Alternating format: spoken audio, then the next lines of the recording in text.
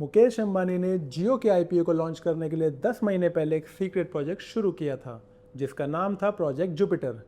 और नाम भी बिल्कुल सही था क्योंकि जो प्लान बन रहा था वो इतना बड़ा था कि इंडिया का कोई भी आईपीओ उसके आगे छोटा ही पड़ता। मेटा, गूगल और सऊदी अरेबिया के सॉवरेन फंड ये सब पहले ही जियो में पैसा लगा चुके हैं।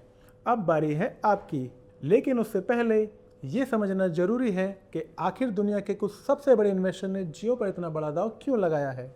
इस वीडियो में हम जियो का कंप्लीट कंपनी एनालिसिस करेंगे जिसमें हम बिजनेस के मॉडल्स, फाइनेंशियल्स, स्ट्रेंथ, रिस्क और आईपीओ से जुड़ी हर इंपॉर्टेंट बात को डिटेल्स में समझेंगे। और वीडियो के एंड तक आप खुद डिसाइड कर पाएंगे कि जियो सिर्फ इंडिया का सबसे बड़ा आईपीओ बनने जा रहा है या इंडिया के सबसे बड़े वेल्थ क्रिएटर में से एक भी बन सकता है। सबसे पहले ये समझते हैं कि जियो आखिर में है क्या। जियो प्लेटफॉर्म लिमिटेड एक डिजिटल सर्विस होल्डिंग कंपनी है जिसकी सबसे बड़ी सब्सिडरी है रिलायंस जियो इन्फोकॉम लिमिटेड, जो कि इंडिया की सबसे बड़ी टेलीकॉम कंपनियों में से एक है। लेकिन जियो सिर्फ कॉल्स और डेटा प्रोवाइड नहीं करती बल्कि 5G को नेटवर्क, जियो फाइबर, जियो टीवी, जियो सावन, जियो सिनेमा और जियो मीट जैसे कई डिजिटल प्लेटफॉर्म के साथ ये एक पूरा डिजिटल इकोसिस्टम बिल्ड कर चुकी है। इस कंपनी की प्रमोटर है रिलायंस इंडस्ट्री लिमिटेड जिसके चेयरमैन हैं मुकेश अंबानी जी। रिलायंस इंडस्ट्री के पास जियो प्लेटफॉर्म के 66.43% शेयर्स हैं। अब आईपीओ की बात करें तो ये 100% फ्रेश इशू आईपीओ होने वाला है। इसमें 27 करोड़ नए शेयर इशू होंगे, यानी कि एग्जिस्टिंग इन्वेस्टर अपने शेयर्स नहीं बेच रहे बल्कि कंपनी इस आईपीओ के थ्रू नया कैपिटल रेस करेगी। और एक इंटरेस्टिंग बात, existing Reliance industry share holder के लिए आईपीओ में एक स्पेशल रिजर्वेशन भी रखा गया है। मतलब अगर आपके पास पहले से रिलायंस का शेयर है तो जियो के आईपीओ में अप्लाई करते वक्त आपको इसके रिजर्व कैटेगरी का बेनिफिट भी मिल सकता है। रेवेन्यू से शुरुआत करते हैं। FY24 में जियो का रेवेन्यू 1,09,558 करोड़ था, जो कि FY25 में बढ़कर 1,28,218 करोड़ और FY26 में 1,46,885 करोड़ तक पहुंच गया है। मतलब कंपनी हर साल अपना बिजनेस और रेवेन्यू दोनों लगातार बढ़ा रही है। अब अगर नेट प्रॉफिट देखें तो FY24 में 21,423 करोड़, FY25 में 26,109 करोड़ और FY26 में 30,049 करोड़ का रहा है। यानी सिर्फ 3 सालों में ही जियो का प्रॉफिट 40% से ज़्यादा बढ़ चुका है। अब बात करते हैं ARPU की, यानी कि एवरेज रेवेन्यू पर यूज़र। सीधी भाषा में समझाऊं तो हर कस्टमर से कंपनी को हर महीने कितनी एवरेज इनकम होती है, ये भी लगातार इम्प्रूव हुआ है। FY24 में 209 रुपये, FY25 में 245 रुपये और FY26 में लगभग 257 रुपये तक पहुंच चुका है। यानी सिर्फ कस्टमर ही नहीं बढ़ रहे हैं बल्कि हर कस्टमर से कमाई भी बढ़ रही है। लेकिन एक चीज़ ध्यान देने लायक है, इतनी स्ट्रॉन्ग रेवेन्यू और प्रॉफिट ग्रोथ के बाद भी जियो ने आज तक अपने इन्वेस्टर को एक भी रुपया डिविडेंड के रूप में नहीं दिया है और फ्यूचर में डिविडेंड मिलेगा या नहीं इसकी भी कोई गारंटी नहीं है। अब देखते हैं कि जियो का बिजनेस ग्राउंड लेवल पर कितना स्ट्रॉन्ग है। सबसे पहले बात करते हैं सब्सक्राइबर के ग्रोथ की। मार्च 2026 तक जियो के 52.44 करोड़ सब्सक्राइबर हो चुके हैं। FY24 में यही 48.18 करोड़ थे, जो कि FY25 में 48.82 करोड़ के पास पहुंच गए और यही FY26 में बढ़कर 52.44 करोड़ हो चुके हैं। यानी हर साल लाखों नए कस्टमर जियो के इकोसिस्टम से जुड़ रहे हैं।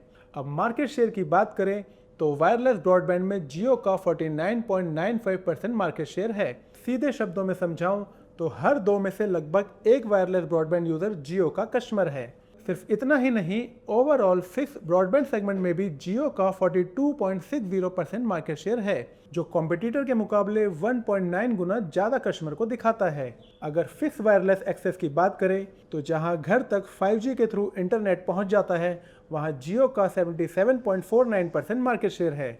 और इसी के साथ जियो चाइना के बाद दुनिया का सबसे बड़ा fix wireless access customer base भी जियो के ही पास है। FY26 में इंडिया में जितने भी नए ब्रॉडबैंड कनेक्शन ऐड हुए हैं उनमें से 67.56% सिर्फ जियो के थे। यानी हर 3 नए ब्रॉडबैंड कस्टमर में से लगभग 2 ने जियो को चुना है। और इसकी ग्रोथ के पीछे एक बड़ी वजह यह है कि जियो का 5G रोल आउट पहले ही कंप्लीट हो चुका है। इसका मतलब जियो इंडिया की पहली कंपनी थी जिसने pan India 5G network deploy किया था। अब अगर कंपटीशन की बात करें तो जियो का सीधा मुकाबला एयरटेल से है। एयरटेल पहले से ही स्टॉक मार्केट में लिस्टेड है, प्रॉफिटेबल है और ARPU यानी कि एवरेज रेवेन्यू पर यूजर के मामले में आज भी जियो से आगे है। और दूसरा कॉम्पिटिटर है वोडाफोन आइडिया, जो कि पहले से ही मार्केट में लिस्टेड है लेकिन फाइनेंशियल पोजीशन काफ़ी वीक है और फिलहाल सर्वाइवल मोड में चल रही है। तीसरा बड़ा कॉम्पिटिटर है BSNL। ये एक गवर्नमेंट ओन टेलीकॉम कंपनी है लेकिन अभी तक इसका 5G रोल आउट कंप्लीट नहीं हुआ है, इसलिए फिलहाल ये जियो के लिए कोई मेजर कॉम्पिटिटिव थ्रेट नहीं माना जाता। लेकिन असली कॉम्पिटिटिव चैलेंज सिर्फ मार्केट शेयर का नहीं बल्कि अर्निंग क्वालिटी का है। जहां जियो की स्ट्रेटजी ज़्यादा से ज़्यादा कस्टमर जोड़ने पर फोकस करती है, वहीं एयरटेल कम कस्टमर से भी ज़्यादा रेवेन्यू जनरेट कर पा रही है। यानी जियो की ग्रोथ वॉल्यूम ड्रिवन है जबकि एयरटेल की ग्रोथ वैल्यू ड्रिवन है। अब हम डिटेल में समझते हैं IPO के बारे में। ये IPO 100% फ्रेश इशू है, मतलब इसमें 27 करोड़ नए शेयर इशू होंगे। IPO से आने वाला पैसा सिर्फ एक ही काम में यूज होगा। ये पैसा रिलायंस जियो इन्फोकॉम कंपनी के 27,500 करोड़ के एग्जिस्टिंग लोन को चुकाने में यूज करेगी। यानी पब्लिक इन्वेस्टर का पैसा सीधा कंपनी का डेट कम करने में यूज होगा। इस फंड का इस्तेमाल ना किसी नई टेक्नोलॉजी के लिए होगा, ना किसी नई सर्विस के लिए होगा और ना ही किसी बिजनेस एक्सपेंशन के लिए यूज किया जाएगा। लेकिन यहाँ एक और इम्पोर्टेंट बात भी है। मार्च 2026 तक कंपनी का टोटल डेप्ट 85,107 करोड़ था। इस हिसाब से IPO से मिलने वाले पैसे से सिर्फ लगभग 1/3 कर्ज ही चुकाया जा सकेगा, जबकि 57,000 करोड़ से ज़्यादा का डेट अभी भी बाकी रहेगा। हर बड़ी कंपनी के पास एक मोट होता है, यानी ऐसी कॉम्पिटिटिव एडवांटेज जिसे कॉपी करना कॉम्पिटिटर के लिए बहुत ही मुश्किल होता है। और जियो के पास सिर्फ एक नहीं बल्कि कई स्ट्रॉन्ग मोड्स हैं। सबसे बड़ा मोड्स है स्पेक्ट्रम ओनरशिप का। 4G और 5G दोनों के लिए लो, मिड और हाई बैंड स्पेक्ट्रम का ऐसा कॉम्बिनेशन जियो के पास है जो कॉम्पिटिटर के पास नहीं है। और इस स्पेक्ट्रम को हासिल करने के लिए स्पेक्ट्रम ऑक्शन में इतना बड़ा इन्वेस्टमेंट हुआ है कि किसी नए कॉम्पिटिटर के लिए टेलीकॉम इंडस्ट्री में एंटर करना लगभग इम्पॉसिबल हो जाता है। दूसरा मोड है डिस्ट्रीब्यूशन। रिलायंस रिटेल के 18,000 से ज़्यादा स्टोर के थ्रू देश भर में जियो के रिचार्जेस और सर्विसेज पहुंचाते हैं।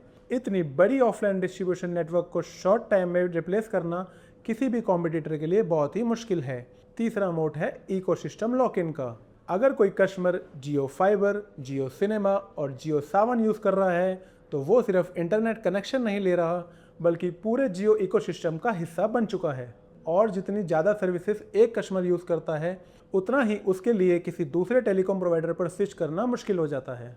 मुकेश अंबानी की कंपनी है तो बैकिंग की कोई कमी ही नहीं, लेकिन IPO में आना और जियो के बिजनेस पर टच करना ये दोनों अलग चीज़ें हैं। हमने जियो का business model, financials, competition, mode और IPO के हर इंपॉर्टेंट एस्पेक्ट को बहुत ही डिटेल में समझा है। अब सारी इन्फॉर्मेशन आपके सामने है, आगे का डिसीजन पूरी तरह आपका है। अब आप हमें कमेंट में बताइए, क्या आपके हिसाब से जियो का IPO सिर्फ हाइप है या वाकई लॉन्ग टर्म वेल्थ क्रिएट करने की पोटेंशियल रखता है?